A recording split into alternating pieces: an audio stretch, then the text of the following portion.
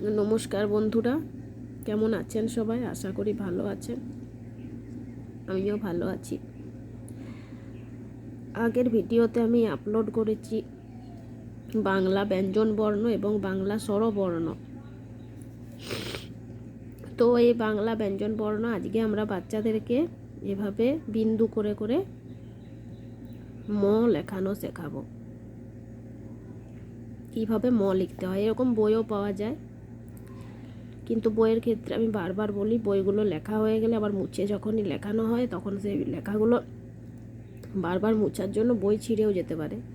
তাই এ ধরনের খাতার মধ্যে যদি লিখে দিই আমরা, তাহলে এভাবে মিলাতে মিলাতে খুব সুন্দরভাবে তারা তাড়াতাড়ি শিখে যায়। এবং ময়ের ক্ষেত্রে সবসময় বলে দিতে হবে যে ময়ের কিন্তু পূর্ণ মাত্রা থাকে,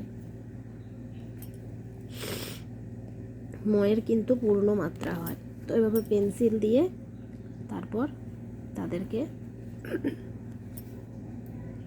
জুড়তে বলতে হবে পেন্সিল দিয়ে।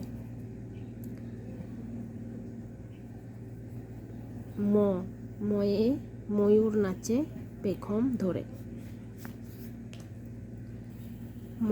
ময়ে ময়ূর নাচে পেখম ধরে।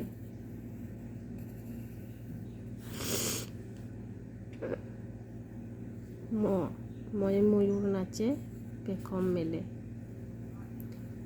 ময়ে ময়ূর নাচে পেখম ধরে বা ময়ে ময়ূর নাচে পেখম মেলে। এখন তো বইয়ের মধ্যে বিভিন্ন রকমের ছড়া লেখা থাকে, তো তা কিন্তু আসলে ময়ে ময়ূর নাচে পেখম মেলে এটাই কিন্তু আমরা পড়েছি। যাই হোক, এই এক লাইন করে গ্যাপে গ্যাপে সবসময় আমি বলে দিই ওদেরকে মেনশন করতে হবে, এক লাইন করে গ্যাপে গ্যাপে বাংলা খাতায় লিখতে হয়।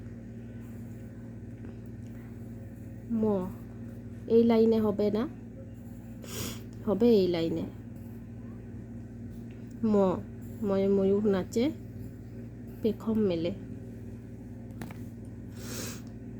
তো ভিডিওটা এই পর্যন্ত। যদি কিছু ভুল হয়ে থাকে অবশ্যই আমাকে কমেন্ট করবেন এবং আরও পরবর্তী কী ধরনের ভিডিও দেখতে চান সেটা জানাবেন। আমার চ্যানেলটাকে সাবস্ক্রাইব করবেন।